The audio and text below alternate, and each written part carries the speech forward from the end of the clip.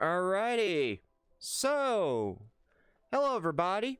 This is episode 71 of Shoot the Breeze. After taking a 2-week break on hand just to revitalize myself a little bit, thought we'd come back with pretty much a couple interviews on hand, especially this one in the making, since there was a lot of Roblox here and there or so. But my guest for tonight is, well, he's a memer, he's a DJer, as well as the fact he is also quite an interesting content creator in general, as well as being able to make his own avatars and just have a nice fun time all together here and there. So, but my guest for tonight here is somebody who I never got a chance to know on hand, but I'm glad to be able to. That being Robatoony. So, but we'll call him Rob for short. Welcome on in, Rob. Hey, buddy. What's poppin'? How things going? Doing just fine. Just basically a calm day on hand for the most part, and that's all I can ever ask for. That's all I can ever ask for on hand here. So that's what anyone asks for. Is everyone wants that nice, peaceful paradise. Yes, nice, peaceful paradise. That's all we can ever ask for. So let's get down to business here really quickly with the first following question: how the hell did we meet? God, that is a age-old question about how many times I've heard that from others. Shit, the way how we met, literally bumped into a random world with a bunch of other people, other content creators, and then we all just bundled up, known each other enough to be acquaintances, and just that's how the road went. It's weird. Created. Yeah, it's weird because I ran into you with a bunch of other memers on hand here, and I believe, if I could take up the top of my head, because I know this was in 2018 I met you, and we never got a chance to basically hang out a little bit more.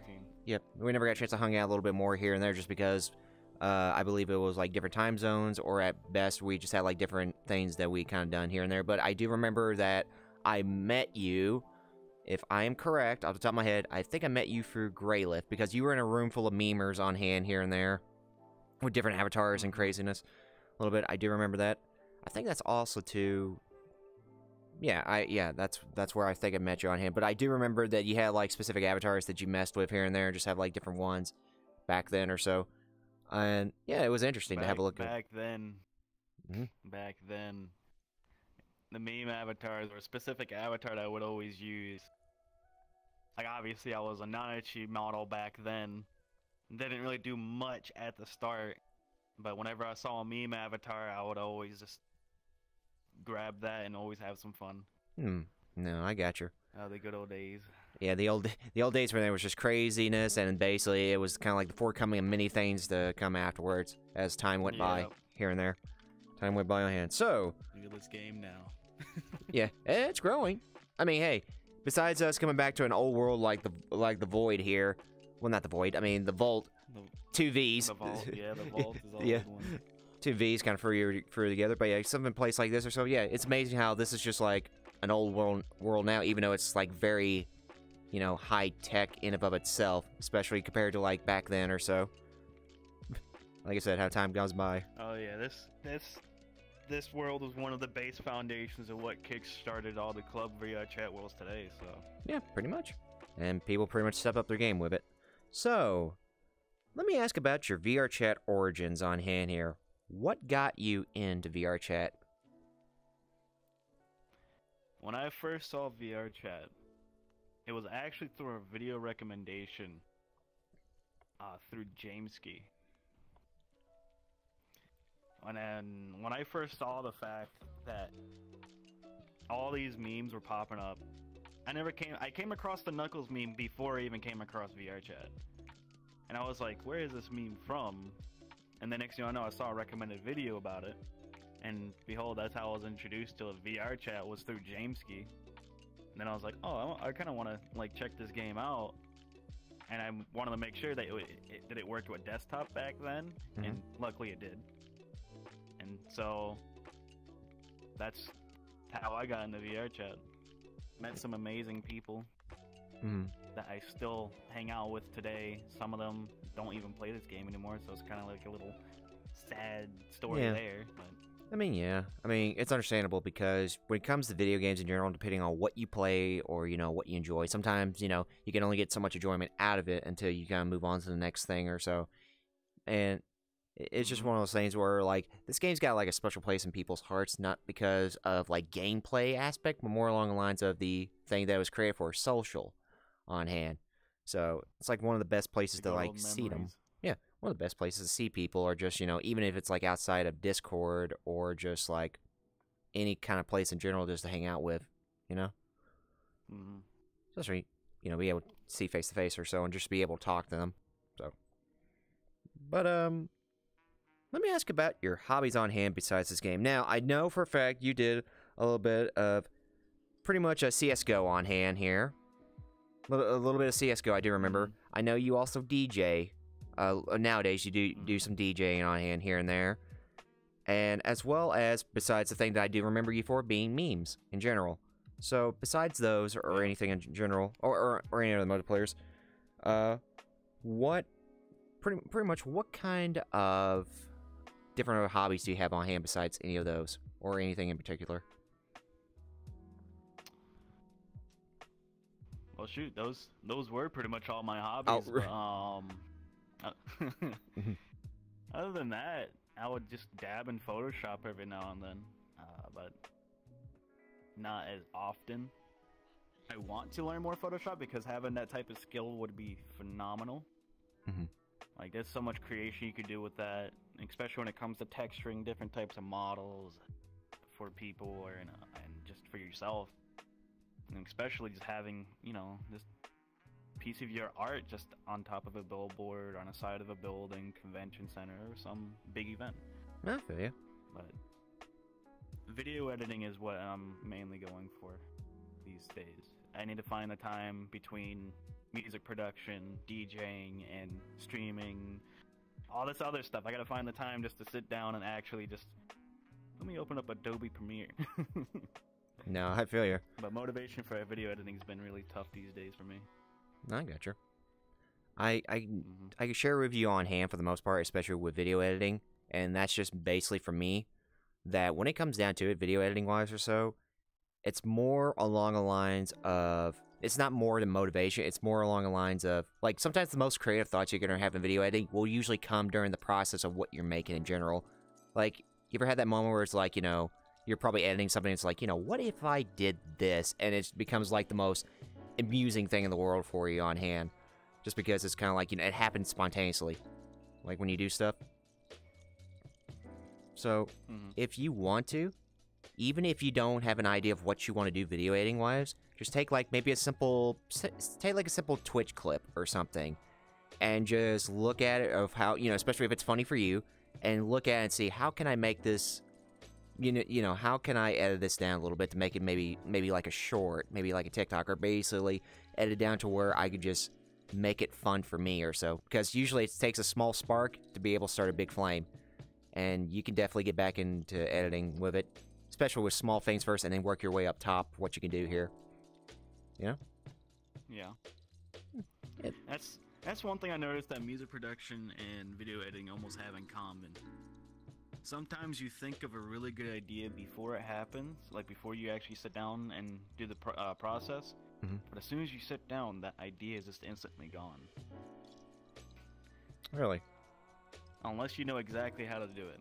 Like with music production, you have this beat in your head, you have the melody, you have the way how you want to do it, and as soon as you sat down, you're just like, what am I gonna do now? I mean, you got the stuff right in front of you. It's like, you know what you want to do, but you don't know how to actually begin.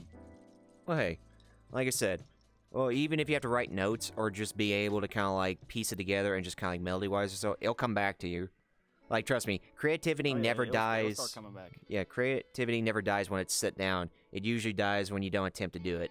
So. New ideas are always popping, even if you're in the middle of a project, because you might have had a similar sound happen in that project, and it's like, oh, that's a nice start to start with a new one. Yeah, there you go. There you go on hand here.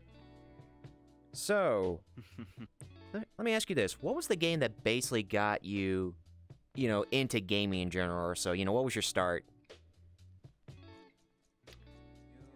My first ever game that I touched that made me start, like, have huge interest was 007 GoldenEye on the N64. Mm-hmm. That was the first game I've touched.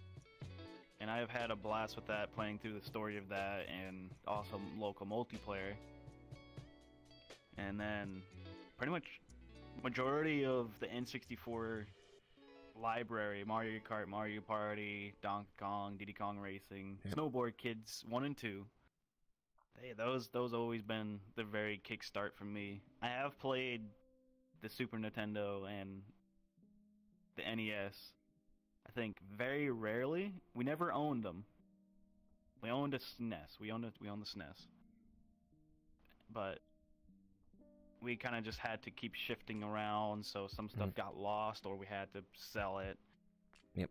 So my stuff's been really bumpy. Oh, What got me into PC was the first game I touched on that was actually the original Sims, and then Roller Coaster Tycoon 1. Then it kind of evolved from there. Mm-hmm. No, I feel you. I feel you. It's an interesting ride on hand, too, especially when it's at the start that you find your passion, what kind of genre a game is, and then basically it expands over the course of time to certain things you didn't think you'd be interested in, or maybe it just, you know, some people enjoy playing this while you just, you know, yeah, it may not be your thing that you work with here and there, so. And one thing I know is once you start looking back at the games that brought your childhood together, and then seeing how far game development has actually become, it's kind of it's really good. Like, mind blowing on it. No, I feel you. I definitely feel you on hand here. So, time to get down to certain topics on hand that I was going to ask you about. So let's talk about the first thing. Let's talk about the VR chat scene. Now, in this current present, in this current time that we're in, or so, with where VR chat is, what are your current thoughts or immediate thoughts about VR chat in general at this particular time? My current thoughts on VR chat right now is a little bit on just the border tip. A little bit on the edge. But this game has definitely changed a lot from when I first touched it to now, but a lot of people are really pent up these past few months. Pretty much. But everyone has their own desires, and the game's still perfect to meet new people and stuff. Yeah. You just gotta be careful about who you choose these days. There's a lot of people that would use you. Yeah, unfortunately. Unfortunately, that is the case because of how... Which, understand, I don't believe everybody is a bad person on hand. I just believe that there are people who just need to sit down and basically explain, you know, their understanding for everybody else on hand here on why they see it that way. Problem is, it's hard to get people to sit down and explain their side of the story when it comes down to it, because... You know, people have, like, a different mindset. Like, everybody's going to have a different perspective of what it is. Some people may share some, but when it comes down to a moral value of what it is, it could be completely different for what it all can be.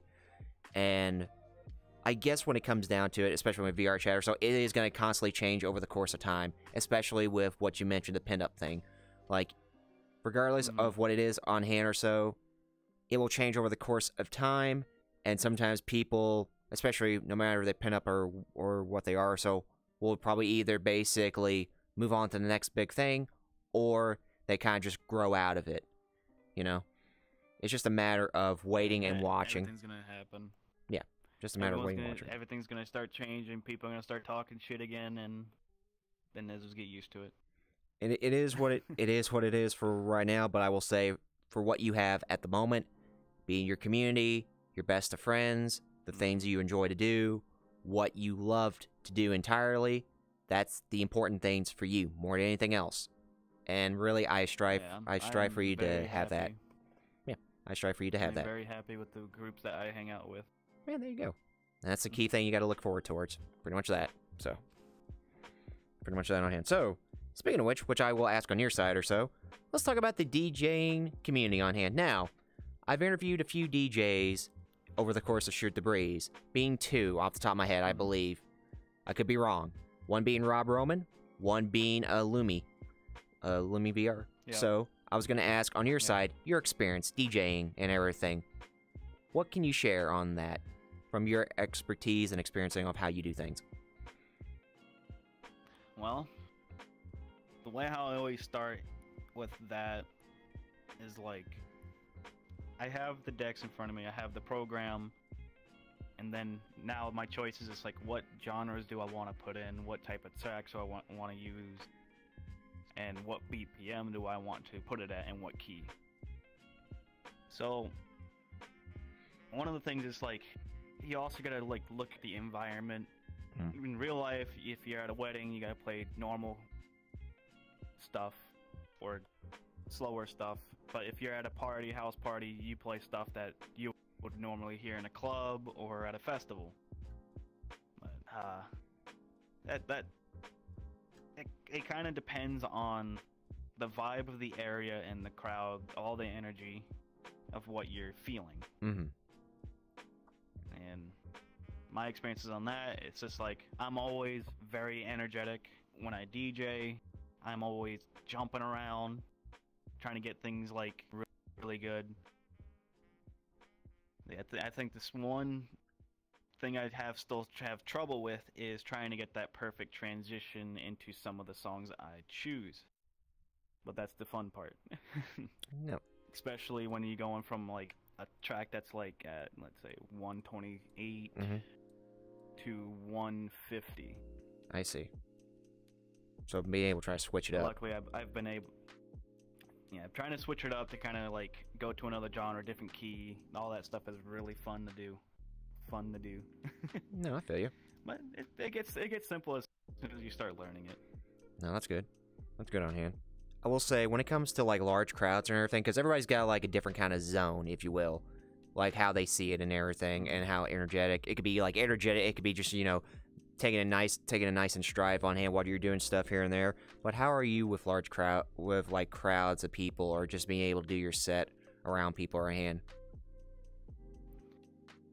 Everything will start out feeling nervous a bit, but you'll, as soon as you start getting anything going and you realizing that people will start enjoying it, start liking it, and you just start going, and you stop being nervous, and you just start going with the flow and just start doing what you normally been doing. So things will start smoothing out, and if you like make any mistake, you just kind of just blow it off and just keep going. Or like if it's a serious mistake, like for an instance, if someone in the crowd accidentally smacks like a ball or hat, or I don't know, and randomly throws a bottle a little too far that they can, and it hits a button, that's a rare mistake, but no one's really going to judge you for that, because it was a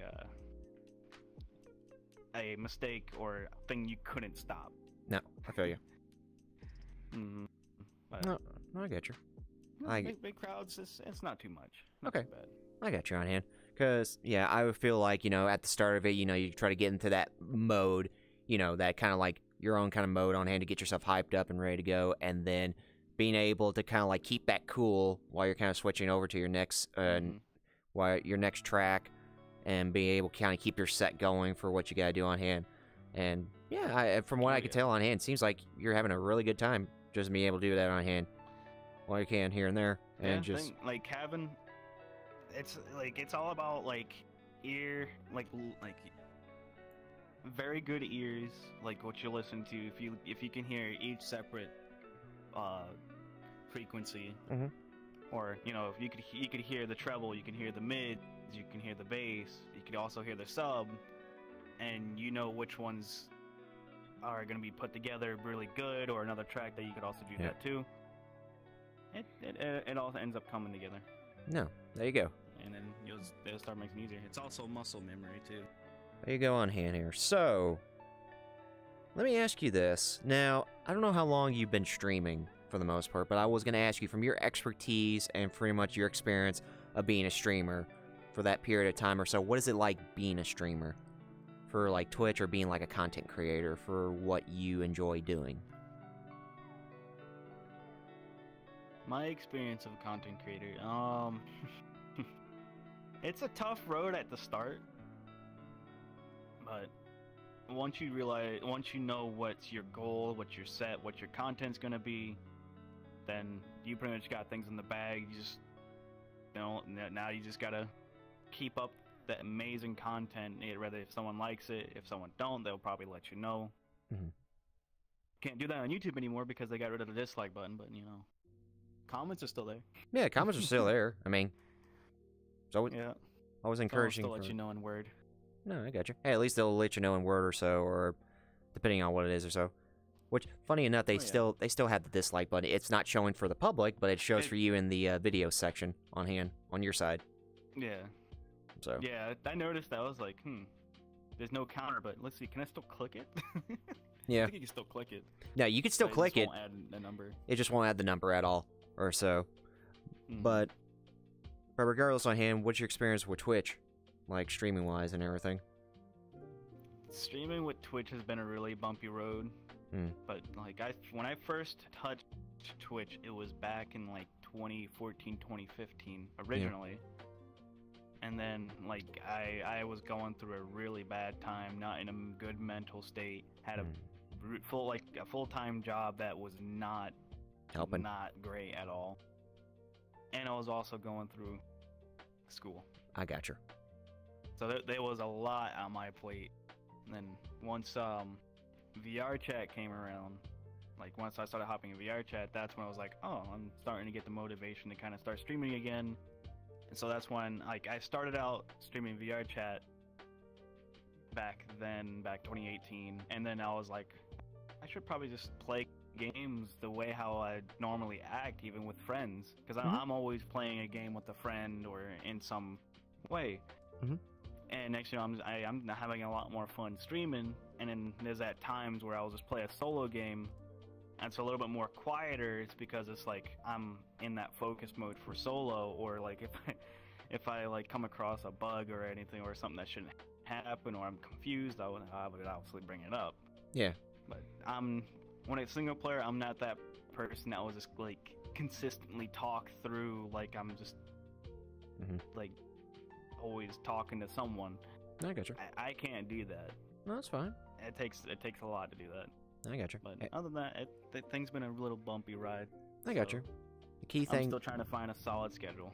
No, I got you. I was gonna say the key thing on hand is as long as you're having fun, even if it's with just people in general, or just be able to do something like solo wise or so. That's the key thing for you personally. That everybody's got their own different strengths on hand when it comes to streaming or so. Some people can just like socially commentate and pick themselves up on hand to be able to do all this. Other times people are maybe like very quiet and just let the gameplay speak louder than what they can possibly say on hand. So yeah, I feel you. I feel you on hand, especially be it shooters or anything in general. Or so when you're like very concentrated, just try to get that last thing going here and there. So I get you. Get you on hand. If you're really good at an FPS, join a team instantly.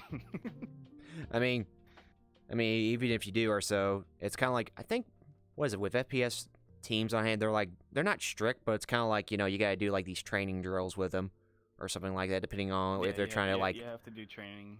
Yeah. Kind of like these... CSGO's worse, actually, because, CSGO's worse with that. It's because they will not let you, the professional person, if a tournament is coming up and you gotta practice for it, they will not let you play regular comp whatsoever. You cannot play regular comp until that finals or tournament is over. Why is that? Even if it was like extra practice on hand? It's pretty much like it's what I heard from like another person who used to do pro. They wouldn't let him play regular competitive matches because they're afraid that it'll ruin their skill in a way. Because at least when you're practicing with your team, because you're going against another set of 5 that's also on that same roster or on that same team, and it's much more of a controlled. It's a custom game, so it's more controlled. Okay. So it's more compared to the competitive standards. Okay, I think I see where they're coming from. I think they're more along the lines of if you play like regular comp or so, they don't want the team players to get like overconfident of their own skill, especially with how well they can do compared to like normal people who are not part of a team or so, and just have like their own kind of skill sets. Because I guarantee you, some people like regular comp don't really train; they just kind of like go out there and do what they do. So they just go out there and just kind of just fool around. Yeah. Like hop around, do some really dumb stuff. Okay, I got you. So I see where they're coming from. Yeah, that's when the pros let's make their montage content creation videos. I remember those. Usually through that. I remember those days on hand. So, let me ask you this question. Now, from your time, basically, as we've talked about, from basically, you know, making your own models to basically, well, making the models you have right now to basically content creation to streaming to DJing, my question I want to ask you is, what is the motivation that keeps you going? Like, what motivates you to kind of keep going with the things you love to do and just have fun with?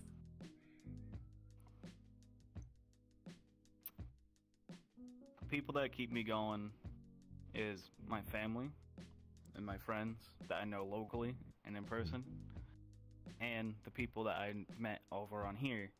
I would always share some of my projects with them, get their thoughts on what it sounds like. Hey, do you think this will be pretty good? Do you think it's pretty good already? Should I keep it with it? Should I change this and that? And everything, like, pretty much just all the support that I've had is from everyone that's been around me, and even the people I haven't even, like, met, some of the actual bigger people, would actually kind of give some inspirational, like, responses. I think what actually drove me the most to start DJing and producing was when I went to a convention, and I went to their party, their rave, and I met some of the people that was behind the scenes over there, and their stuff was really good, really fun, and they also produced their own music and other types of stuff. And it just made me just drive and just start. It was like a huge impact for me. I got you. Sometimes the smallest things in the world can actually impact us the largest way, you know? Especially when it's just kind of like something you didn't think you'd be interested in, and then the moment you watch it and everything, it's just kind of like, you know, I want to do that, you know, kind of moments on hand. Just that feeling of it. No, I got you. On that. And, so, I have a couple different topics on hand I was going to ask you about. Now, we talked about the VR chat scene at this current present or so, but let's talk about the current present in the sense of comparing it from what we have now to what we have in the past, and that being, what are some of the things you're glad that have been changed over the course of time to which led to here and now, to some of the things you wish have not changed over that time that we had in the past that kind of like, you know, kind of either upgraded or basically disappeared over the course of it?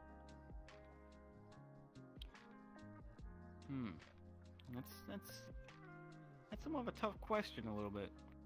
But the one thing that I do wish that, like, I know from like back then for this game, and then here now, and some of the stuff even in personal. The one thing I kind of wish that was still around for this game was, I don't know. I'm not too much of a big fan of their plus aspect. Okay.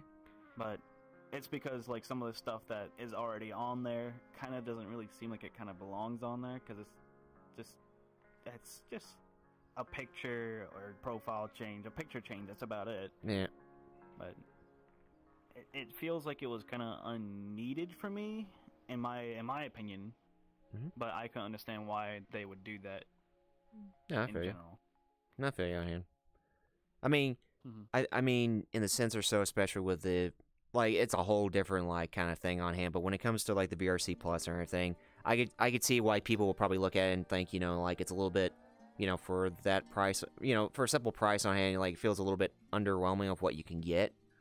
But it's also, too, it's like, you know, people who are very passionate about, like, the community in general would just be willing to be able to dish that out, just for the fact that they love the community in general, but just want to see it to want to see the devs basically do what they say they're gonna do on hand, or just basically keep up their own wording, you know.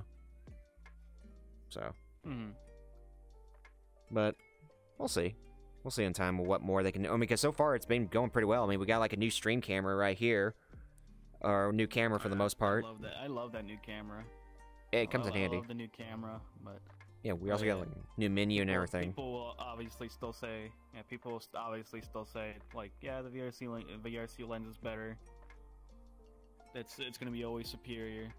And like, why? And like, some people just be like, well, why? They kind of already implemented some of the stuff that VRC lens had on their cameras already. Not fair.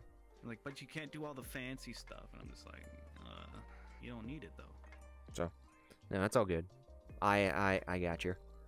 I mean, everybody's gonna have a different opinion depending on what they're comfortable with on hand. It's just a matter of change of preference and a little bit of like accepting change over time, which people get comfortable when they can.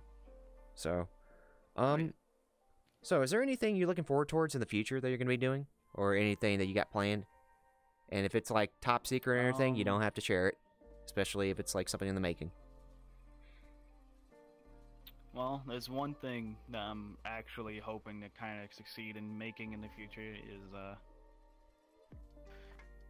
probably a synthwave album or EP.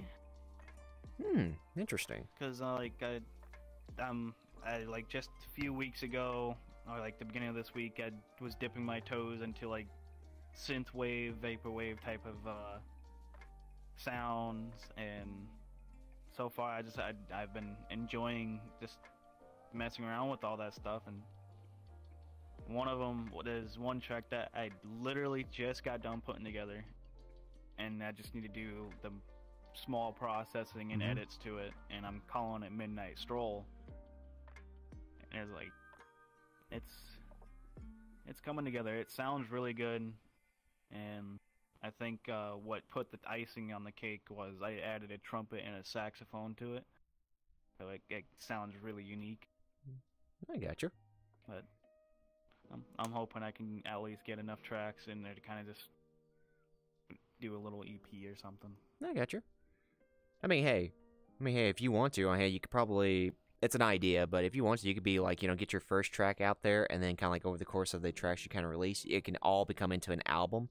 A little bit like, give people like a sample of what you've got planned here, and then basically over the course of it, you'll be able to get that consolidated into an album, because that way be able to get people like just hyped up and be like, oh, okay, interesting. We're gonna be interesting to have a look at this album, I've seen some people do that. I've seen the record label Disciple do that. They just dropped a collab album, or the label album.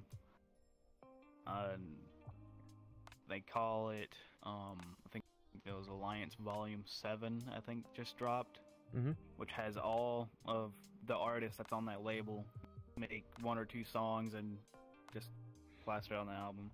And they're releasing a song or so, I think, every day till that release. I got you. So it was pretty interesting to see them do that. Yeah, there you go. See like a countdown before the album and everything. So yeah, there you go. Yeah.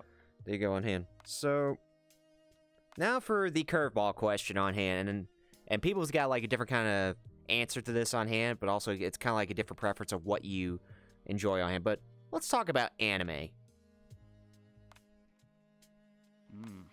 Now, there's a 3-part question in this on hand, but I'll go and start with the first one. When I say the word anime, what's the first series that comes to your mind? Fullmetal Alchemist Brotherhood. That's a good one. Very good one on hand here. I'm guessing you're a big fan of Fullmetal Alchemist? Yep, I used to watch it back in the day, and I haven't had the chance to finish it back then because I didn't have access to any of the websites, so I had to catch it every Saturday on Adult Swim. Those old days, I remember. So due to that, I never really finished a show. I finished a show recently, which is, I'm so glad I finally finished it. Yeah, there you go. So. There you go on hand. So my second question is, if you ever had a top 3 or top 5, like, anime series or anime movies that you would put in a list on hand, it doesn't have to be in any order, what would they be? Well, number 1 would be obviously Fullmetal Alchemist Brotherhood, because that is a must-watch in my book. Anime movie, I think Spirited Away. That's a good one. Classic. And then a pretty good one that I saw, but also was a series but turned into movies was they made an Abyss franchise. I remember that. I still haven't seen the next series of that. I know they said it was coming out, but I don't know if it's already out or not. The official season 2 I don't think is out yet, but they did finally drop that third movie. Okay, gotcha. Okay, I gotta catch it. Into the next season. Because I do remember the soundtrack to Made in Abyss, and it's like very... I can only describe it as majestic. Oh yeah, that soundtrack is very unique and majestic, and it brings all the emotions together, and it just you feel like each scene is just unique with that soundtrack. Yeah, there you go. Like I loved it so much that I actually got both of the soundtracks from the show and from that third movie. I got you.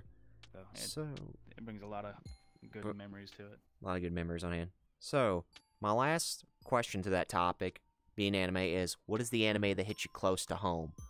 Be it a personal or emotional feeling that you can relate to.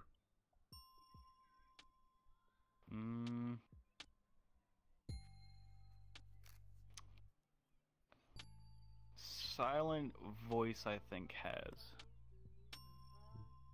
That's usually everybody's favorite. Just because. Yeah, it's because it's more based on like, hey, we've all kind of had someone or been bullied or in some type of way, or we've been that person that kind of, you know, we were in the guy's shoes where we made fun of somebody and then saw them later in life, and it's just like, oh, I feel really bad for what I've done. I want to show them that I've changed and everything. Or like, the only thing that doesn't relate to me is obviously it's like falling in love with the person, because that we just kind of like came to terms and just shook hands on it and became buds. Yeah, I got you. I got you on hand. Like I said, I remember seeing Silent Voice and everything, and yeah, I'm pretty sure everybody in the world can just relate to it on hand for how it feels, you know? Especially, you know, when it comes to, like, put it this way, anxiety and just the feeling of not being able to reach out to anybody because you don't know them too well. Or you think they don't know you too well. And you don't know if that person is gonna even bother trying to help you or anything. Even the people close to you probably wouldn't even help. Yeah. But yeah, what that like relations to me is just like I was the one that was like slightly made fun of in school. I got you. It's also because I was mostly the silent type person too. So I know the feeling. I know that feeling all too well.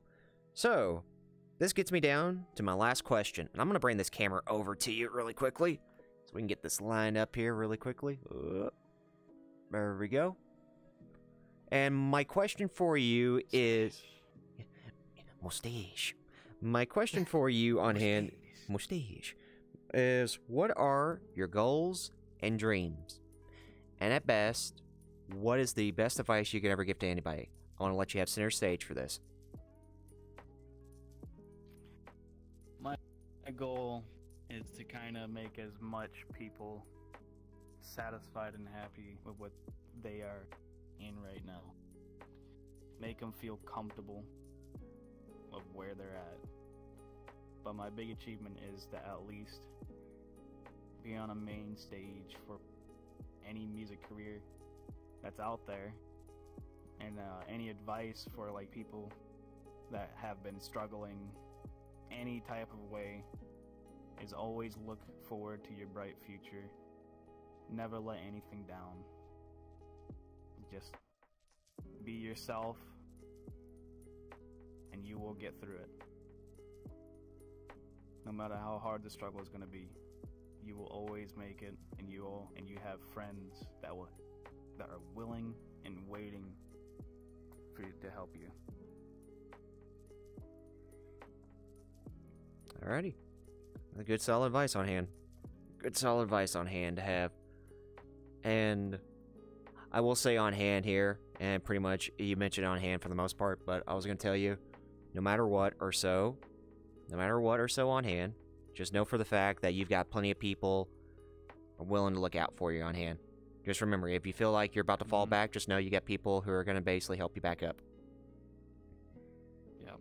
You got a lot of people who will help you back up on hand here. So, before we call the interview on hand, for the most part on hand, I was going to ask everybody in chat, does anybody have any questions for Robatoony here? If you have any questions that stand out to him, or want to ask him on hand for the most part. And yeah, Farrah, I did see that on hand. I'll make sure to shout you out here on hand. It'll be all good.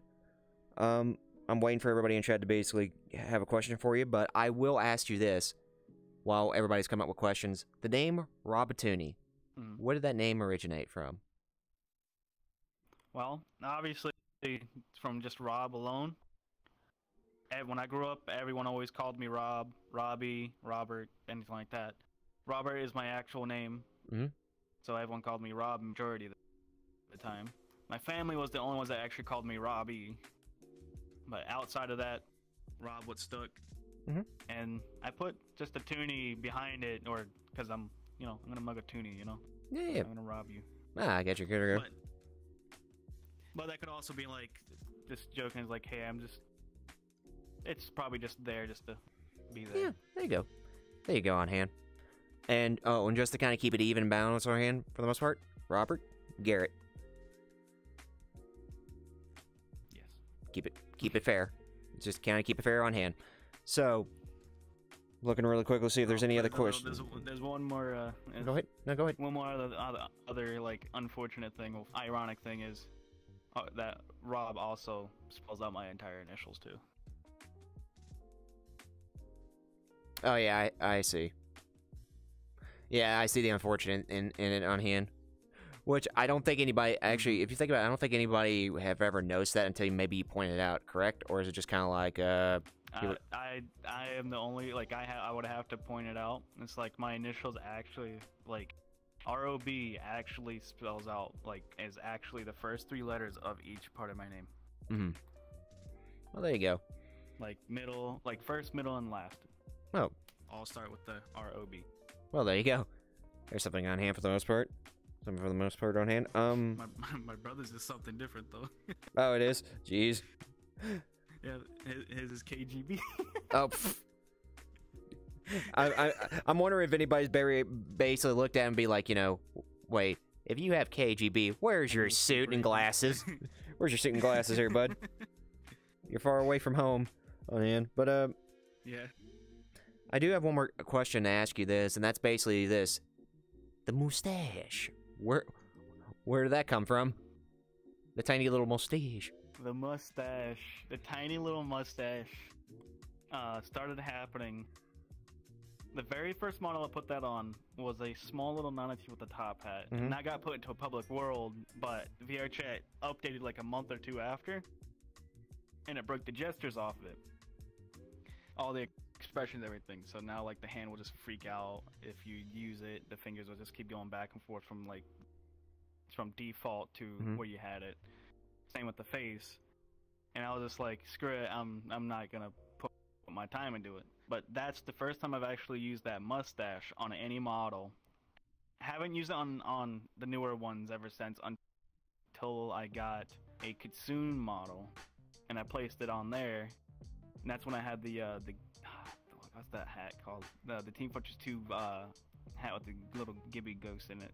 Oh, I know what you're talking about. Yeah, I know what you're talking about. That's when I used that mustache again, and then kind of just a few more models without it. Kind of just trying to find what I want to use. I really love that mustache a lot, and so I put it on a model, and then people were just like, "You should keep the mustache on some of your models, no matter what."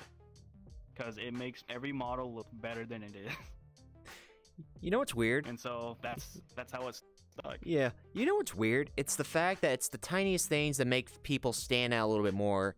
And to explain it on hand, you know how I used to walk around in an Iron Man avatar for the most part?